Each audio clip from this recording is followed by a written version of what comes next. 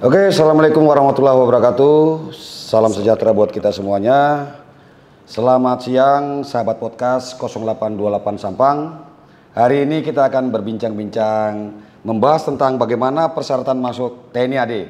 Saat ini saya Kapten Infanteri Prasetyo selaku Pasipers Kodim 0828 Sampang bersama dengan Komandan Kodim 0828 Sampang, Letkol CJTI Suprobo Harjo Subroto SEM Han sebagai narasumber. Selamat sore Komandan. Selamat sore. Assalamualaikum warahmatullahi wabarakatuh. Mohon izin Komandan, di sore hari ini kami mewakili sahabat podcast Kabupaten Sampang terkait dengan bagaimana cara dan persyaratan untuk bisa menjadi anggota TNI AD. Adapun nanti kami akan menanyakan beberapa pertanyaan kepada Komandan Kodim, sehingga nanti ini menjadi wawasan kepada sahabat podcast di wilayah Sampang ini, bagaimana dia harus melengkapi persyaratan untuk menjadi bagian dari TNI AD. Mohon izin Komandan, pertanyaan yang pertama langsung saja kami tanyakan kepada Komandan selaku yang punya wewenang di wilayah Kodim Sampang. Secara umum Komandan, apa saja persyaratan untuk menjadi TNI AD? Baik, Assalamualaikum warahmatullahi wabarakatuh. Sobat podcast Kodim 0828 Sampang. Kesempatan kali ini mungkin saya akan menyampaikan beberapa persyaratan yang saat ini lagi viral atau lagi hitsnya lah ya di kalangan anak muda Kabupaten Sampang. Bagaimana menjadi calon ataupun personil TNI Angkatan Darat. Secara umum persyaratan menjadi calon Tentara Nasional Indonesia Angkatan Darat tentunya harus sebagai warga negara Indonesia ya. Iya, Komandan. Kemudian sehat jasmani dan rohani, tidak ada catatan kriminal dengan bukti SKCK dari kepolisian.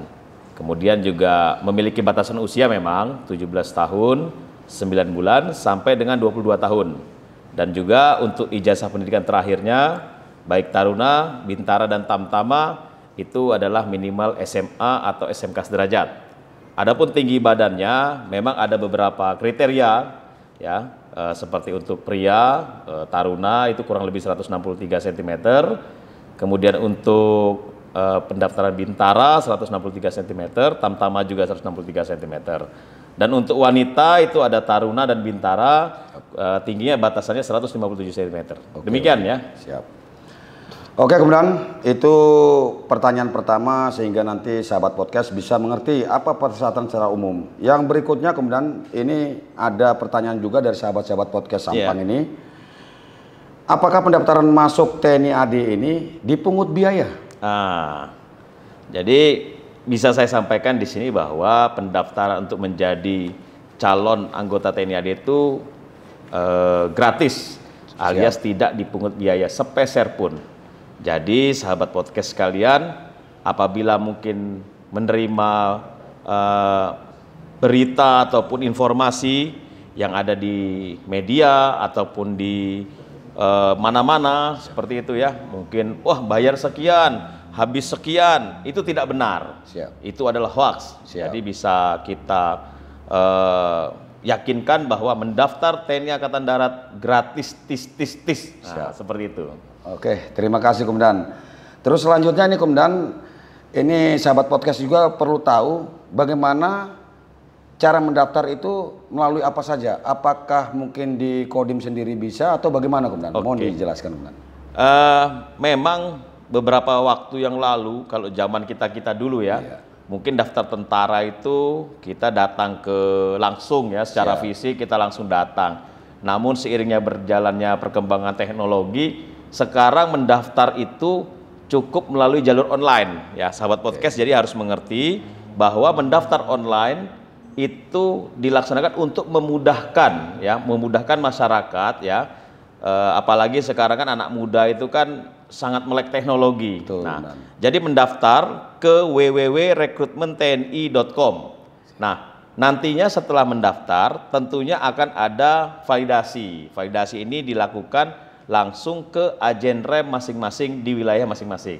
Seperti kalau di wilayah Sampang ini berarti agen remnya adalah agen rem 84 yang ada di Surabaya. Siap. Seperti itu. Siap. Oke, kemudian ini meningkat ke pertanyaan berikutnya. Apa saja sih persyaratan menjadi prajurit TNI AD? Nah, baik, tadi sudah saya sampaikan bahwa persyaratan menjadi TNI AD itu ya warga negara Indonesia, sehat jasmani dan lain sebagainya itu.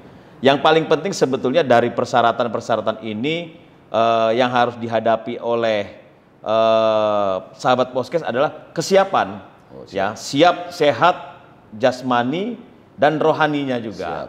Jadi tidak bisa kita hanya tidak ada modal kesehatan, tidak ada modal fisik, terus kita mendaftar coba-coba, jangan sekali-sekali seperti itu. Siap.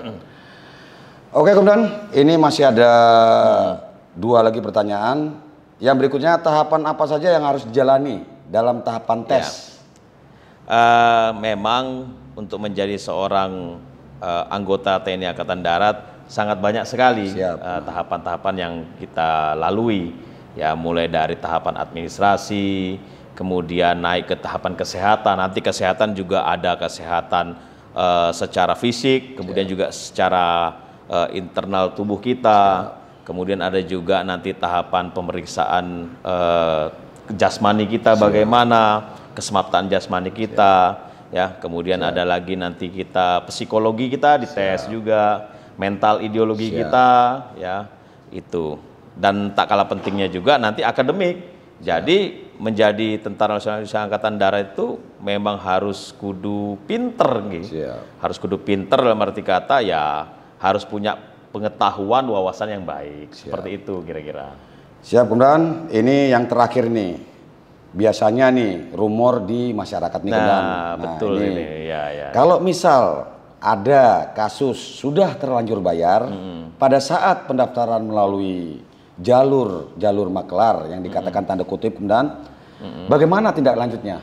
Ya, jadi memang beberapa belakangan ini banyak viral di media sosial, ya, di akun-akun yang ya bisa dibilang informasi-informasi yang menyesatkan ataupun informasi-informasi hoax bahwa untuk menjadi seorang anggota TNI Angkatan Darat atau menjadi anggota militer harus bayar, ataupun ada oknum-oknum yang mengaku bisa membantu meluluskan.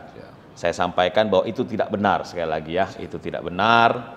Kemudian bagaimana apabila sobat podcast menemui hal-hal seperti itu di lapangan? Jadi kalau sobat podcast, ya, anak-anak muda ini mungkin menemui yang seperti itu, tolong tidak usah digubris. Itu yang pertama, tidak usah digubris, tetap semangat, ya, tetap semangat, tetap menyiapkan diri, tetap fokus. Bahwa tujuan utamanya adalah bisa menjadi anggota TNI Angkatan Darat dengan jalur yang memang sudah seharusnya. Seperti itu. Nah, apabila mungkin menemukan yang seperti ini, ada oknum mungkin, ya, anggota TNI Angkatan Darat itu sendiri, ya, silakan laporkan kepada institusi TNI Angkatan Darat terdekat atau terkait. Tentunya ini akan diproses, pasti akan diproses dan akan ditindak secara hukum yang berlaku, dan itu sudah banyak contohnya. Jadi tidak serta-merta dibiarkan begitu saja, tidak, ya, pasti akan ditindak. Pimpinan-pimpinan kita sekarang di Angkatan Darat membutuhkan personil-personil yang memang memenuhi syarat sesuai dengan prosedurnya. Karena apa? Karena diharapkan ke depan Angkatan Darat itu bisa lebih memberikan dharma baktinya kepada masyarakat. Makanya dibutuhkan rekrutmen yang agak mungkin cukup banyak, ya, kalau saya pikir. Seperti itu, Mas, kira-kira. Oke, terima kasih Bapak Komandan Kodim 0828 atas masukan yang nantinya sahabat podcast sekalian ingat. Jadi tadi pointer-pointer sudah disampaikan oleh Bapak Komandan Kodim 0828 itu menjadi acuan, sehingga semoga ini menjadikan masukan dan informasi bagi kita sekalian. Salam tetap semangat, tetap berjuang, jangan pantang mundur. Birawa Naroga, terima kasih Komandan. Tetap semangat. Tetap semangat.